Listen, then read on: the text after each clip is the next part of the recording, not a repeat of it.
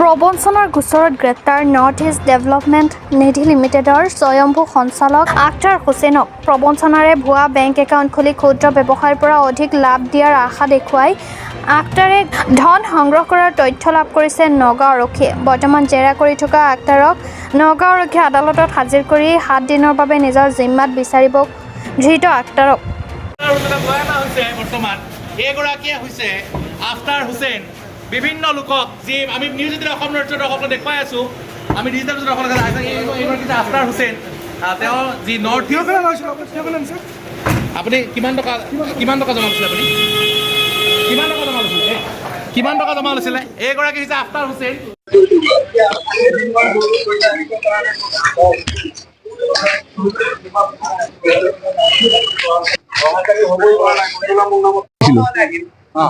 খোলাৰ পিছত মেচিউৰ হ'ল, পইচা আনিব গ'লো, কৈছে 365 দিন তুমি জমা থোৱা নাই, গতিকে তোমাৰ পইচাটো ফুল নোপোৱা, 2 মাহ পিছত পাবা 2000 টকা কাটিম, কাটাৰ পিছত যিটো থাকিব 2% কাটিম। সেইকাৰণে মই মানে কি কৰিলোঁ, মই ঘৰলৈ গুচি গ'লো। মই কৈছোঁ অহাকালি মই কেছ কৰিম। সি কি কৰিছে, সন্ধিয়া আহি মোৰ নামত কম্পিউটাৰ ভাঙি কেছ কৰিছে। এইটো অ' চি ছাৰে মোক মাতিছে, মই কৈছোঁ আপোনালোকৰ পুলিচৰ মানুহ লগত লৈ গৈছিলোঁ, পুলিচৰ পৰা ষ্টেটমেণ্ট লওক। তাৰপিছত মানে পুলিচে ভেৰিফাই কৰি দেখে এইবিলাক ফল্চ, মোক ঘৰলৈ যাব দিছে। আৰু এখন পাছবুক আছে, কৈছে মঙলবাৰে পইচা দিম, 3 দিন পিছত। 3 দিন পিছত গৈছোঁ, মই পইচাটো দিয়া নাই, আকৌ বদমাচি কৰা আৰম্ভ কৰি দিলে। এতিয়ালৈকে পইচা দিয়া নাই।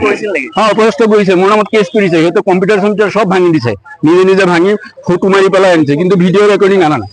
মোৰ নাম তাইনুল হক মধুপুৰ। মোৰ ফাৰ্মাচী আছে কৰমতলা। বহু ব্যৱসায় পৰা লৈছে। হয় 100, 500, 50। তাৰ পৰা যিমান পাৰিছে তেনেকে পইচা নিদিওঁ বুলি কয়, কি কৰিব পাৰিবি, যা পইচা নিদিওঁ, এনেকে ধমকি দি পেলাই পঠাই দিয়ে। তাৰপিছত এতিয়া আমি লাষ্ট মমেণ্টত এতিয়া আমি FIR এখন দিবলৈ ওলাইছো। আৰু নিজে কম্পিউটাৰ ভাঙি চাঙি আমাৰ নামত উল্টাকৈ কেছ দিবহে বিচাৰে।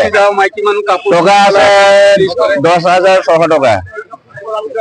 আজি 17 মাহে হৈ গ'ল। আৰু এখেতৰ আছে 56,000 এখেতৰ আছে। ষ্টাফ বিলাকে কৈ পেলাই SPক দি পেলাই এতিয়া এৰেষ্ট কৰাই দিম। ৰফিকুদ্দিন ডাক্তৰ যে তেখেতৰ ইনলভ আছে বুলি কৈছে আফতাবে।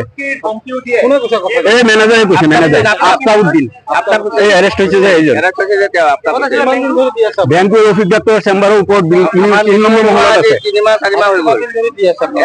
পইচাটো 3 মাহ ধৰি এতিয়া ক্ৰজি হৈ গ'ল, এক্সপিৰি হৈ গ'ল, মেচিউৰ হ'ল, পইচা দিয়া নাই। মেচিউৰ হোৱা 2 মাহ ক্ৰছ হৈ গ'ল, তবু পইচা দিয়া নাই। আমি 1,000 টকা কৰি দিছিলোঁ। তাৰপিছত অনলাইন নহয়, কেছ। এজেণ্ট আছে, এজেণ্ট হৈছে ৰেহানা বেগম এজেণ্ট। পইচাটো 2 মাহ পিছত দিব। প্ৰথমতেতো কৈছে এতিয়া মাইকী মানুহ কাপোৰ খুলি অপৰাধ কৰি এতিয়া এৰেষ্ট কৰাই দিম, বেছি উৎপাত কৰিলে। ছোৱালীবিলাক যে কামত ৰাখিছে, কৈছে এতিয়া কাপোৰ খুলি আপোনালোকৰ নামত কেছ কৰি এৰেষ্ট কৰাই দিম। এতিয়া সব ছোৱালী কামত লৈছে, সব ছোৱালী। হয় ৰফিকুদ্দিন আহমেদ। আমিতো ডাক্তৰ আছে বুলিহে আমি পইচাটো থৈছো, ভাবিছো ৰফিকুদ্দিন আহমেদ ডাক্তৰ এজন ইনলভ আছে বেংকত।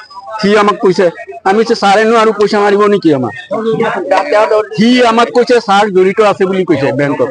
হয়, এটা অভিযোগৰ ভিত্তিত যোৱাকালি এটা বিত্তীয় প্ৰতিষ্ঠান নগাঁৱত নতুনকৈ গঢ় লৈ উঠিছিলে, নৰ্থ ইষ্টাৰ্ণ ডেভেলপমেণ্ট নিধি লিমিটেড বেংকিং।